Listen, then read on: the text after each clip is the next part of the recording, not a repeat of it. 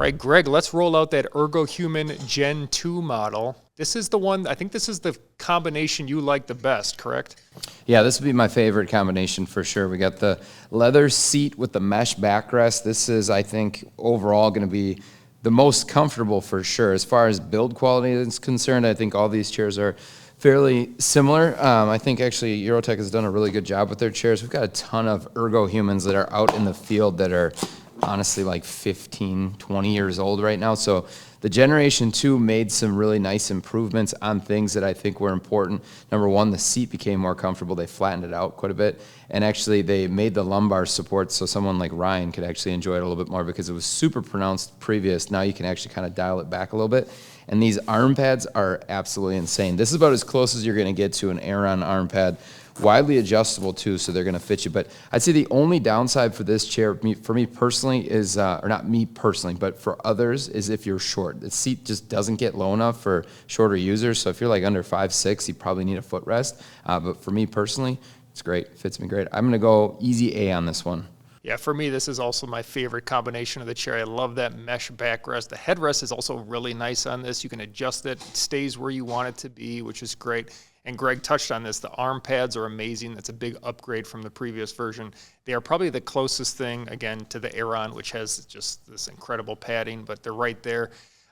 Mesh seat, even if I had a mesh seat, mesh backrest, I'd be probably like an A- with the Ergohuman Gen2 here. Put it in this combination, I'm at a solid A. Yeah, I'm not quite as high on the chair as these guys are. I do think it's a very well-made chair. Eurotech has some great policies, really good consistency in the industry, so you're buying from a great company. I just don't fit in it super well because the arms just don't go quite narrow enough for me, and I do wish that it had a little bit more flexibility, but from a value standpoint, I do think that you're getting very good value at the price that you're paying. It's about half the price of an Aeron, and to me, it's more comfortable. So I'm going to be at a solid B+ on this one. We've got the XChair X3, not to be confused with the XChair X2. This is going to have the padded seat, which does give it a boost for sure for comfort. It actually makes it somewhat bearable, where the other chair is not at all. This is like your Ergohuman Elite. It's almost like a knockoff of the Ergohuman chair, but it's not a good one. It's a lot firmer on the arm pads. They just kind of feel a little bit wonky to me. Overall, for me personally, this chair is like a B- comfort-wise. It does have a nice headrest. You do get the lower lumbar support, but I'd like to see better arm pads for sure, and the seat does sit just a touch too firm overall, which is weird coming from me. From their policy standpoint, it's $149 to return their chair. They just have a return kit that you have to pay for, which is certainly not cheap, especially from a flagship brand like this. I would expect better. And they have a 15-year warranty on like their frame and then 5-year on all their upholstery. I'm actually going to go down from the comfort score, and I'm going to go to C+ from a B- where I put the comfort. Yeah, I'm right there with Greg. Part of the reason is some of the things he mentioned about how it compares to the Ergohuman, or even we just talked about the EMEA in that similar price range. I just would way rather prefer some of these other chairs when we're looking at a $900 chair. It definitely is improved from that X2. That chair is like F-tier comfort for me. This is, like Greg said, maybe like a B- comfort, but all things considered, I'm going to put it in C.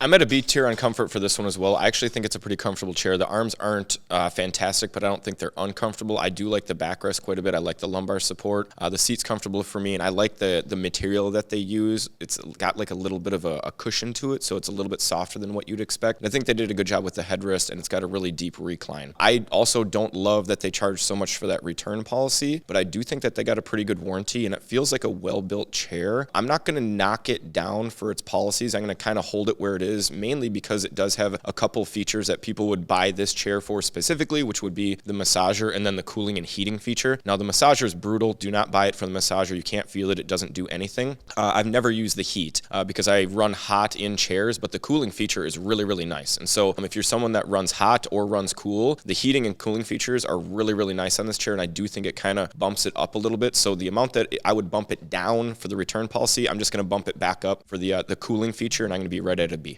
We have another Ergohuman. This version is the Extreme version. It's actually a lower price version of that Ergohuman Gen2 we had out there before. So this is going to be an all mesh chair, mesh seat and backrest, and then of course that mesh headrest. So it's not maybe quite as comfortable as that Ergohuman that has the padded seat and the mesh backrest, but it's really close for me. And it has those really nice padded arms that are, again, just kind of behind that Aeron level of padding. I'm going to go with an A here. And this is because not only is that comfort really high, but you can get this chair for about just under $700. So it's cheaper than that Ergohuman and still really high comfort.